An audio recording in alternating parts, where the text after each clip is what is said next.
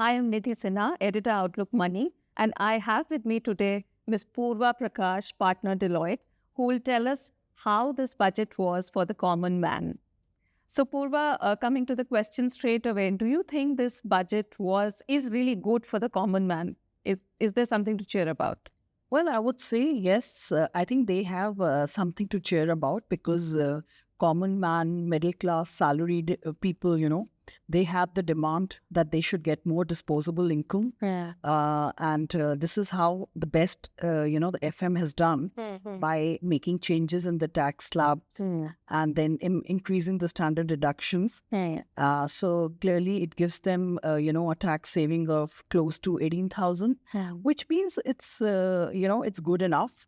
And besides that, there are certain other changes which have also been made. They get an avenue to plan for their NPS because FM has announced that the employer contribution has increased from 12% to 14%. So therefore, they can make more investments there. It's a popular scheme. And even corporates roll out that NPS scheme. So I think that's where the benefit would come in. So they'll have to look into those things. And then there were certain other demands like, people paid TCS. So now, that adjustment of the credit can be made through the TDS. So it helps in their cash flows. So, these are areas that they should look at final lines and feel happy about it. Yeah. Right. So pretty much a lot of positives that you're listing that this budget is offering to the common man. But one of the things that I believe has not gone down well, perhaps, though I'm sure people will look at the fine print later, is the raising of taxes on LTCG and STCG, like the long-term capital gains and the short-term capital gains. So what do you think about that? Well, let me give you a perspective. Of course, every investor is being demanding that, our capital gain regime is very complex, with different asset classifications, holding period, tax rates, etc. So I think in an endeavor to simplify that, the capital gain regime, she has, the FM has tried to make changes in terms of limiting the holding period. It was 1 year, 2 year, 3 year, 2 year, 1 year and 2 year. Then, of course, changes have been made in the capital. And that is across assets now, right? Assets, yeah, across assets. And then, of course, changes in the tax rates have been made. But yes, definitely when you make changes, everybody cannot be happy. So, people do find that the tax rates have gone up for long-term and short-term. But for long-term capital gains for assets like gold, real estate, etc., there, of course, the tax rate has come down from, 20% to 12.5%. Of course, the indexation benefit has been taken away, which could have a large impact. So that's where they may not be very happy about. But so I think you'll have to just see from a balanced approach point of view. Clearly, it may impact the investors, the young investors, especially the market investors and all, definitely they could find more tax outflow going out. But to an extent that, overall we have to look at a broader picture to simplify the regime. I think some of these aspects will come out as an outcome. Right. So another thing I noticed was that, of course, the standard deduction has now been increased from 50,000 to 75,000 rupees.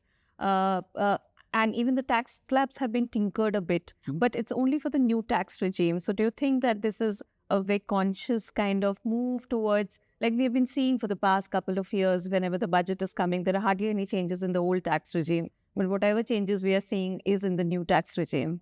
So see, the government in 2020, when they introduced the new tax regime, the whole intent was, to make it more rational, make it more ease of compliance, ease of administration. Right. So definitely the move was to move away from old regime to the new regime. Now, the reason why it's going in a phased manner is because a lot of deductions which are there in the old regime where people have already invested and they're used to those deductions. So, you cannot just take them away. So, the overall approach and strategy has been to keep moving it in a step-by-step manner.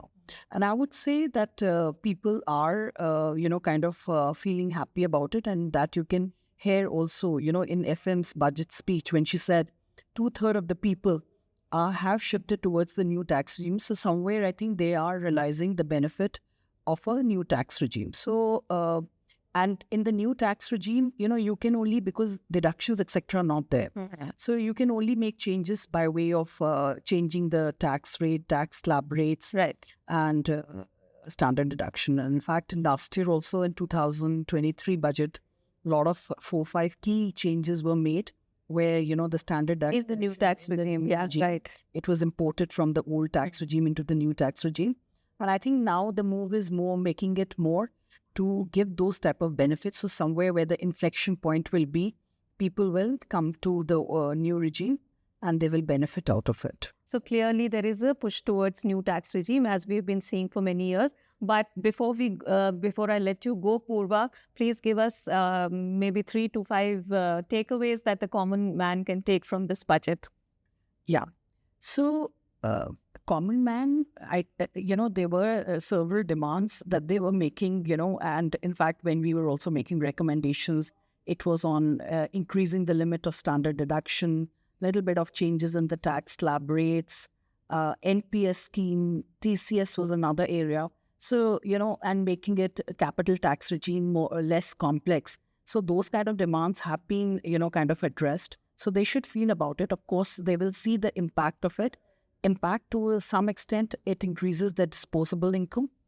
So they should be happy on that. Besides that, the other takeaways has been that clearly, some of the important moves which are happening, at a macro level for new employment generation scheme, where people are, new hires are happening, some 2-3 good schemes are there, which will encourage, the employer and the employees also to benefit out of it. So that's a good one.